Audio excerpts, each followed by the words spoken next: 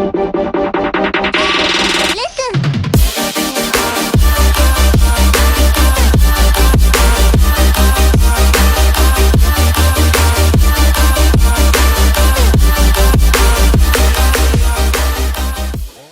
going on, everybody? Welcome back to College Football Talk with Peter Burtnett, and we have entered the Nitro Zone for preview seasons as the media days are going on from conferences. I'll have more observations and diving into things over the coming days. I just want to get a quick video out, though, on a comment that I saw at the Big XII's Media Days yesterday, actually, as I'm recording this on Wednesday. But before I get into that comment and some other observations from the Big XII Media Days, if you're going to enjoy this video, please feel free to leave a like, consider subscribing to the channel, and turn on those post notifications so you're always up to date whenever I post. But let's dive right into it. The comments that really stuck out most to me, there are some other ones that I'll get into later that are making some headlines, making some waves.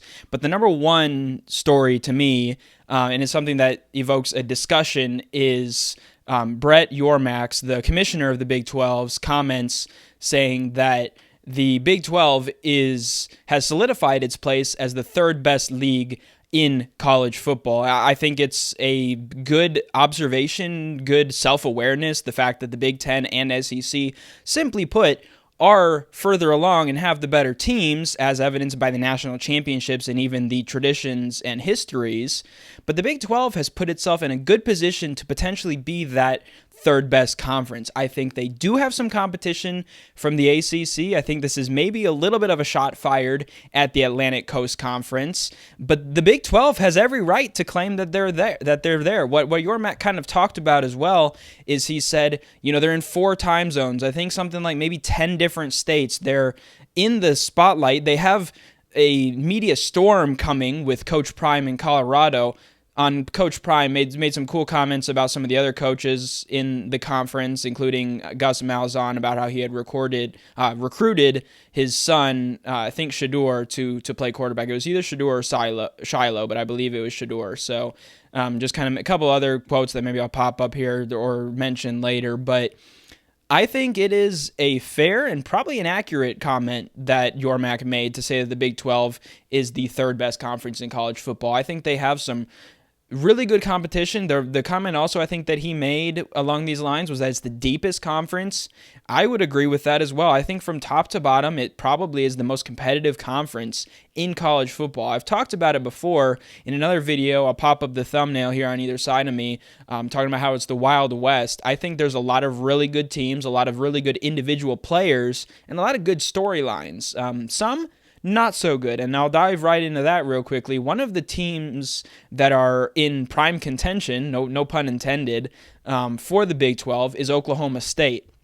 They got into a little bit of controversy. I think it should be said that it's not just controversy. I would say a mistake was made. Their running back, Ollie Gordon, was caught for a DUI, driving under the influence. I think he owned up to the situation well, but the comments made by Coach Mike Gundy were a little bit more murky, kind of making a comment about how it's something that we've all done, which I understand that. I think the delivery could have been done better, and then he said something like 1,000 times before.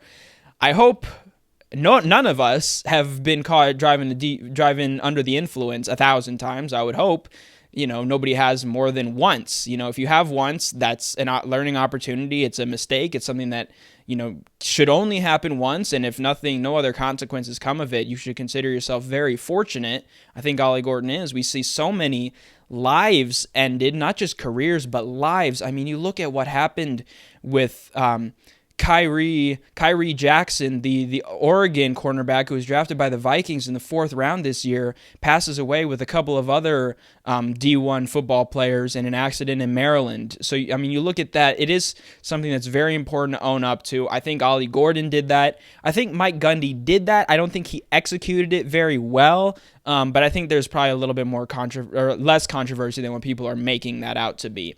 But flipping back to kind of the more positive side of things about this conference, Oklahoma State is up there as a main contender. Utah is up there as well. Cam Rising with an interesting comment about playing BYU this year. Maybe I'll play a quick snippet of that video right here. Yeah, absolutely. I just want to go down there and whoop their ass pretty much. That's all I'm focusing on. And so the Holy War is back. It's a conference game now, which I think is really exciting. And I think both of those teams should be competitive. I think Utah will be a step above BYU this year, but both of those teams should compete in the Big 12. And then you kind of go on down the line. You've got the two Kansas teams, Kansas and Kansas State. You've got Arizona. You've got teams that could maybe make some noise, make a jump, like a West Virginia that seems to be building something special under Neil Brown. You've got, obviously, the media darling turned kind of, maybe not quite villain, but kind of scapegoat, I guess, last year of Colorado joining the conference, and a lot of other teams like Cincinnati, BYU, Houston, UCF, who kind of struggled in their first year in the Big 12 last year, but even UCF had that huge surprise of a win against Oklahoma State. So there's a lot to be excited about in the Big 12. I'm excited to see how that conference shapes up this year. I think there is a risk that only the conference championship winner gets in the playoff. Obviously, with that automatic bid, I think there's quite a bit of a risk that it's just that one team because of, I think there's a chance it could be like the Pac-12 and how they kind of cannibalize themselves. But let me know your thoughts on kind of all Big 12 Media Days, on the comments made by the Commissioner Yormack, thoughts on the situation with Ollie Gordon, kind of how that was handled by Mike Gundy, and just kind of overall thoughts on what you're expecting and looking forward to in the Big 12. But again, I look forward to diving into more of these media days, things that come out of these stories potentially. Another cool one out of Florida State worth a quick mention is DJ Wagalele transferring in from Oregon State, denied the media days invitation to give an opportunity for last year's players who were on the ACC championship team to get a chance to talk to the media and be recognized. So cool moment there by DJU. But that's all for this episode of College Football Talk. I'm your host, Peter Burtnett. I'm signing out. Have a great rest of your day. Peace.